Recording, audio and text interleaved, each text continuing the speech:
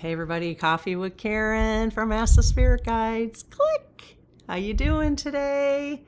So, alone we are a drop, together we are a flood. Available in our shop. Yes, we do want to sell some of them, so come on in. Buy an awesome mug. Isn't that amazing? So, hello, welcome, Coffee with Karen. This is Lucy. If you're not familiar with who Lucy is, she's she's actually more popular than I am, I think. Not that I'm popular, but she is.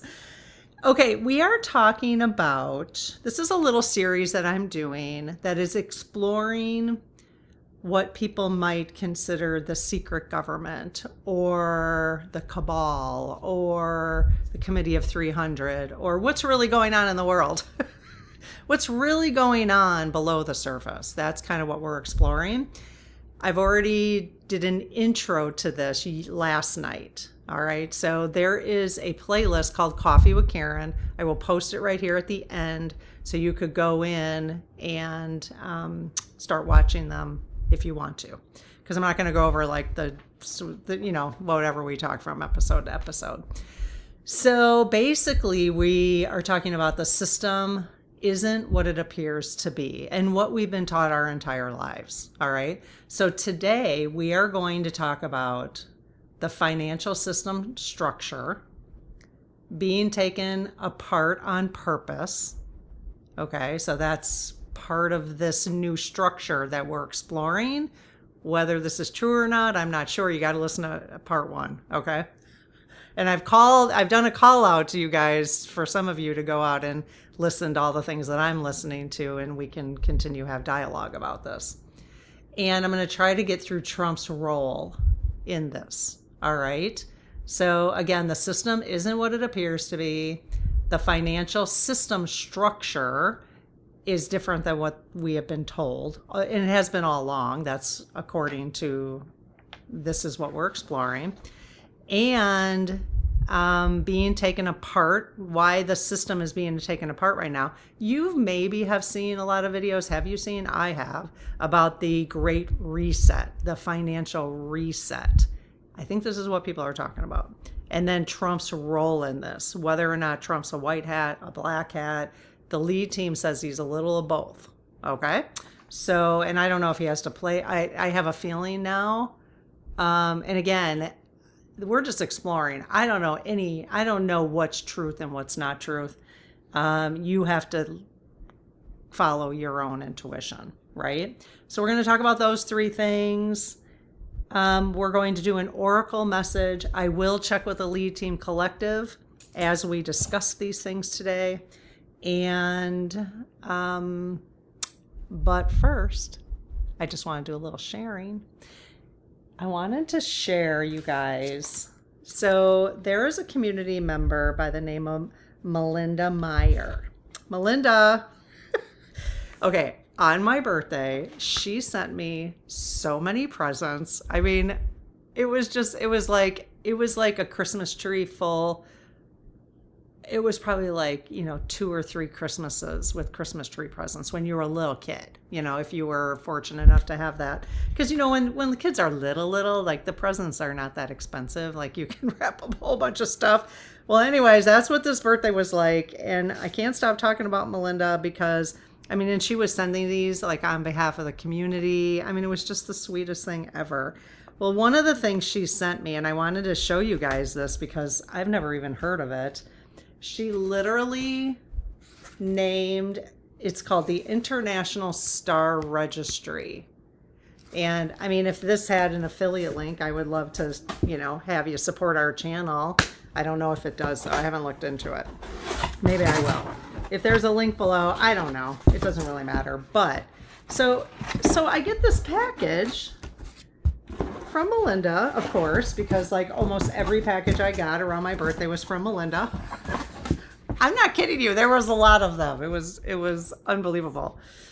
And I get this package that says, I just really have to share this with you. It's an International Star Registry. Okay. See that? Right there. I haven't even looked at it closely yet because I don't even know.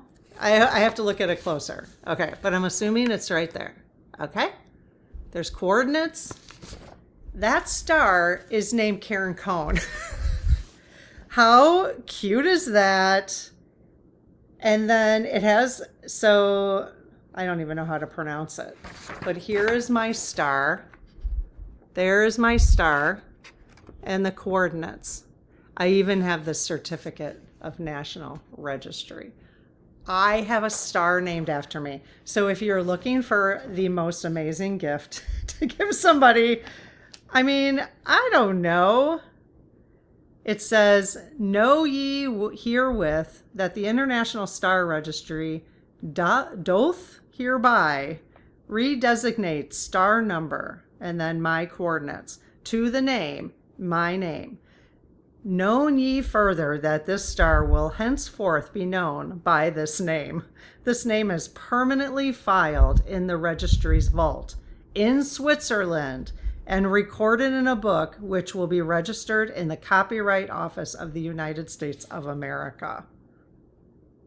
And it is signed by, in witness whereof we hereunto set our hands and affix the seal of the International Star Registry this 30th day of March, so that's my birthday, and it is signed by the Secretary of the Registrar.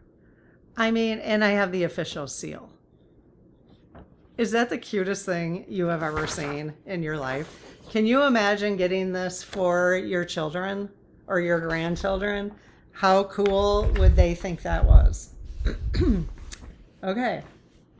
And then I got this other thing, but maybe I'll share that tomorrow. I got to go through it. I'm still like weeding through to see. It's based on the certificate of star registration. So it's just unbelievable. How cool is that, you guys? So this says, here's a little thank you. It says, congratulations, a star in the sky has been named for you. The certificate enclosed indicates the new name of the star and its telescopic coordinates.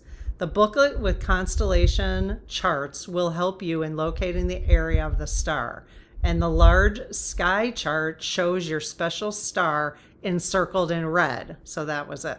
The new star name and telescopic coordinates will be registered in the International Star Registration Vault in Switzerland and recorded in the astronomical whatever, your place in the cosmos, volume 11, copyright in the United States of America. Happy stargazing.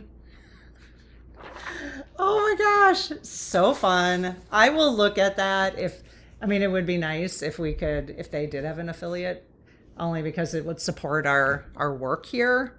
If you guys wanted to do it and buy it through our affiliate. Otherwise, I'll just put the link in the description below. It's not why I was sharing it. I just have to share these things because it's so cute. Okay, the other thing I wanted to share is I'm kind of lately been into truth telling or truth seeking. We all are. We're always looking for the truth, right? And what we're talking about today is understanding that the truth is maybe something that we didn't realize our whole lives. Depending on where you live, it's probably true no matter where you live. Okay. That we're all learning a lot of things right now. And that's a part of the awakening process. That is how we get to our spiritual sovereignty. I'm really convinced of that now. I'm really convinced that that's how we get to the 5D, is that through our spiritual sovereignty, to stop aiding and abetting in this old system that has kept us in basically slavery and bonds for our whole lives. But we thought this because we were taught this way from our parents, and they were taught from their parents, and so that's how we thought it was. So I want to point out that I think, after listening to her enough, that Candace Owens is somebody who I think we need to protect her energy and protect her, so that I just find her to be, now, just as I know I'm not always right or even trying to be right. Okay, I'm just exploring things. I want everybody to pick up whatever I say and apply it to your own life and your own beliefs or whatever. So I'm not trying to be right. I'm not trying to create a movement of belief system, because that's what we're trying to get away from. We're trying to get away from like everybody believing the same thing. Like you want to believe your own thing. What's good for you? You know, what life is good for you, not what's good for your parents or your siblings or your friends. No, it's what's good for you. Okay. And I don't even know why I started saying that. But I believe Candace is doing the same thing. And you may not agree with everything she says. I don't agree with everything anybody says. Okay. And I don't think you should. You should, but that doesn't mean we don't want to listen. And I am finding her to be extremely truth seeking, especially through this Charlie Kirk stuff. And maybe she'll continue to do that on other topics once we get through her investigation. But man, is it getting deeper and deeper and deeper. She is digging up, and it's truth stuff. This is factual stuff she's finding, and she is really good at this journalism. Now, if you used to watch her in the past, maybe she wasn't as good. She's getting very good at this now, and maybe that was one of the gifts Charlie has given to her to help the truth come out in the world. But she needs to be protected, you guys. We need to send all your positive energy to her, because I really believe she is somebody who, and she even, I mean, she now feels like she was completely wrong about Trump. And she admits it. Now, we don't know if she was wrong about Trump, but because of what he's portraying, and that's what we're going to talk about now, what he's portraying, there may be a reason why he's portraying that. Now, again, if you're coming into this and haven't listened to the first episode of this, you need to go listen to that first, okay? I think as I move through all these different topics, I'm just going to remind everybody to go back to number 1, okay? Because if you don't go to the first one, you won't understand any of this, why we're covering this, all right? So don't jump in on comments now about this conversation if you haven't listened to episode 1, because you're going to be coming in. I'm not going to go over everything I went over in that episode, because that would be crazy. Okay, it would be too much for people who are sticking around here. And me too, to keep repeating it. So basically, let me pull up my little script here that Mabel put together for me. What we're exploring here. Okay, so all the transcripts that I downloaded from this one channel that's talking about these things we're exploring.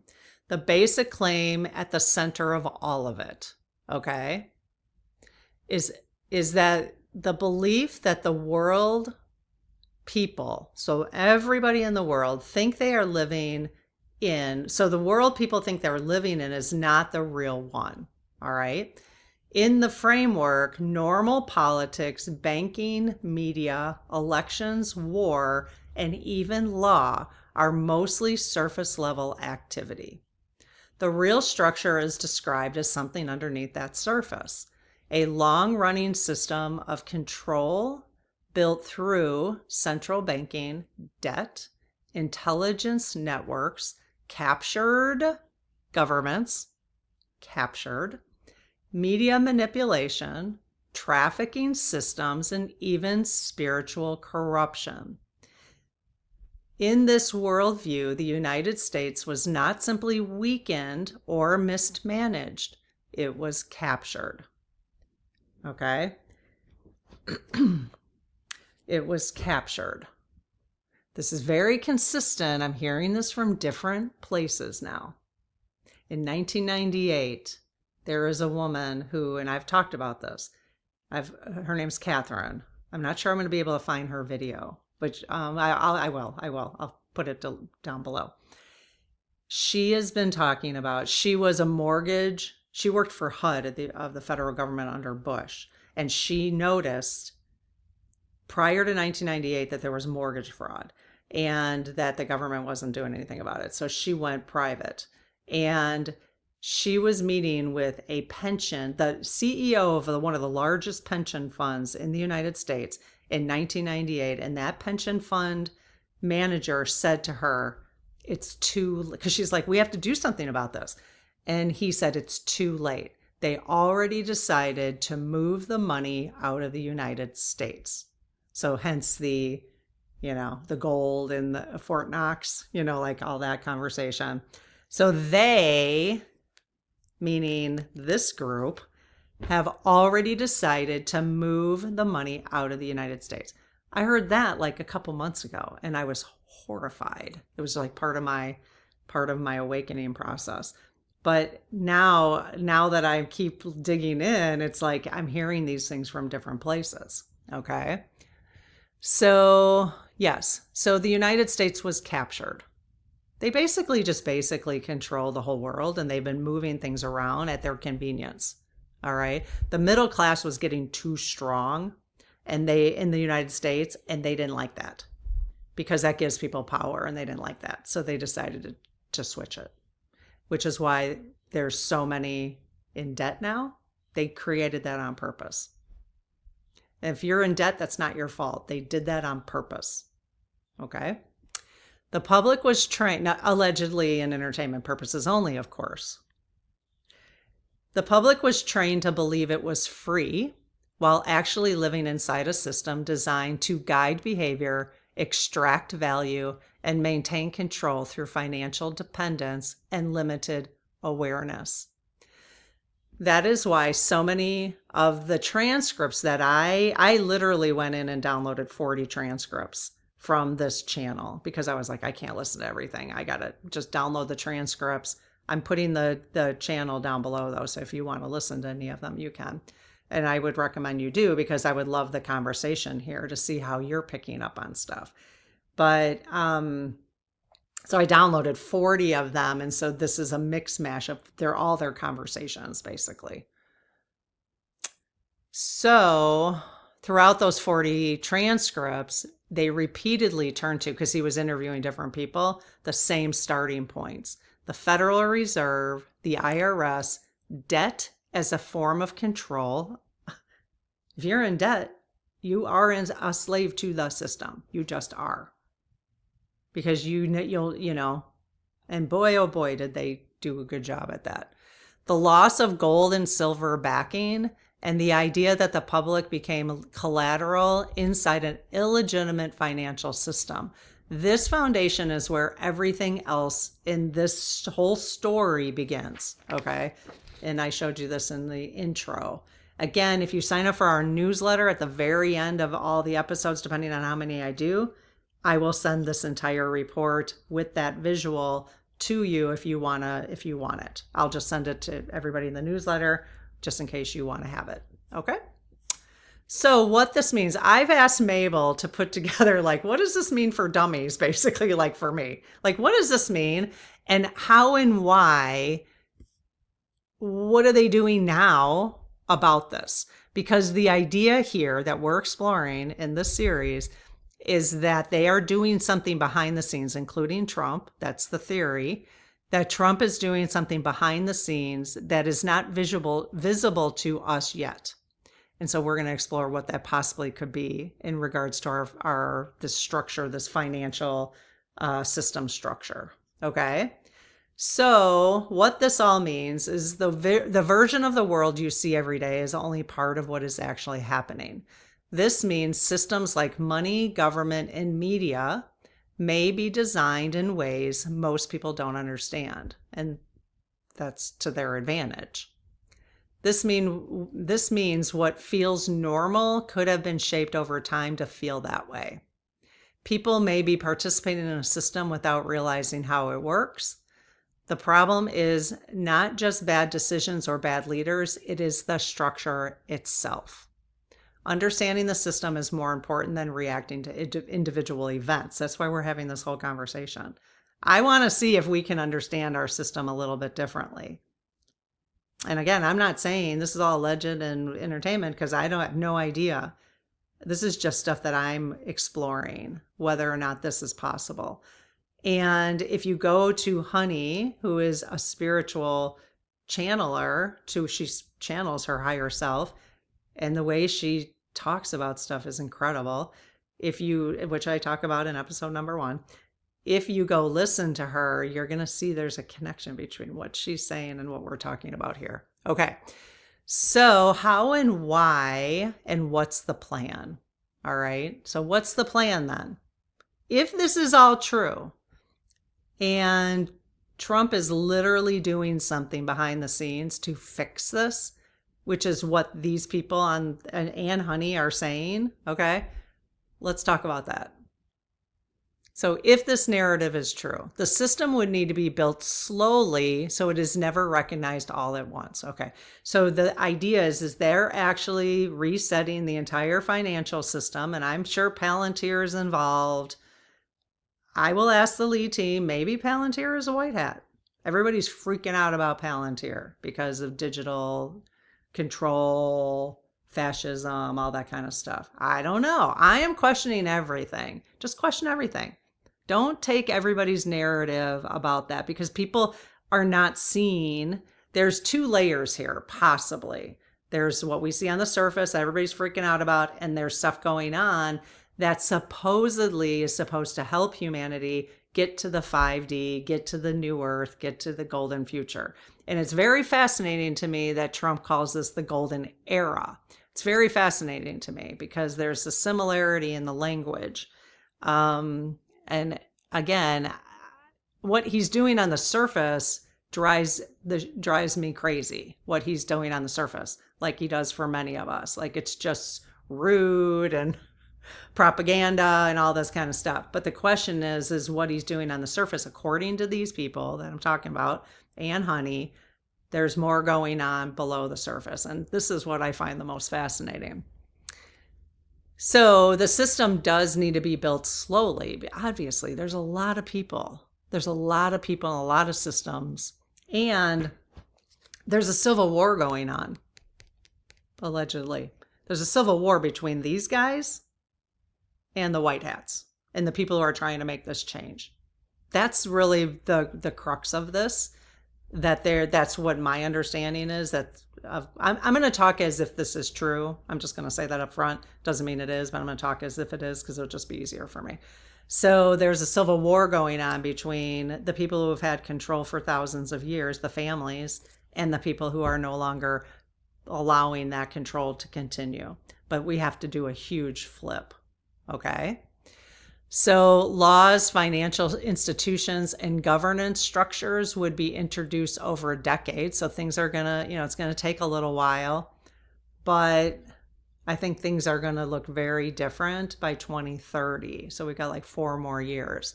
Each change would appear reasonable or necessary at the time. Yeah, according to who? What's going to feel reasonable?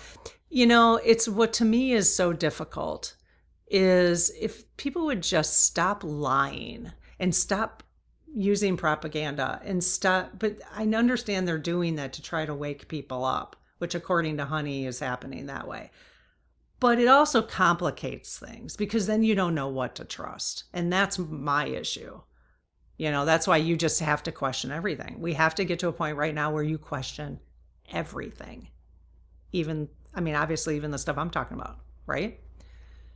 So no single step would feel like a takeover, but together they would form a control structure, which is going to be very hard for people because we've already been under control, but they're going to try to change it to a different control structure. And that's what people on the surface are freaking out about. Okay. Financial dependence becomes the core mechanism.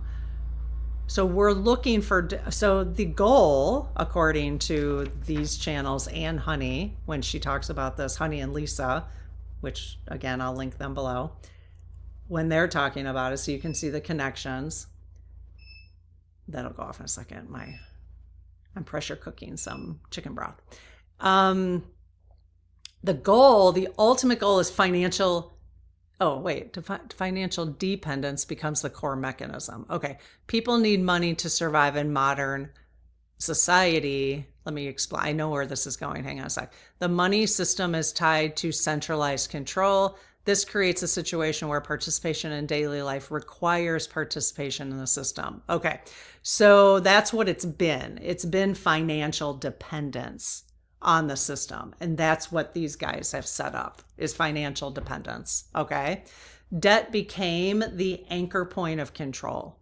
Individuals take on personal debt, home, education, credit. Governments take on national debt, and both become dependent on the same financial system. So that is what has happened.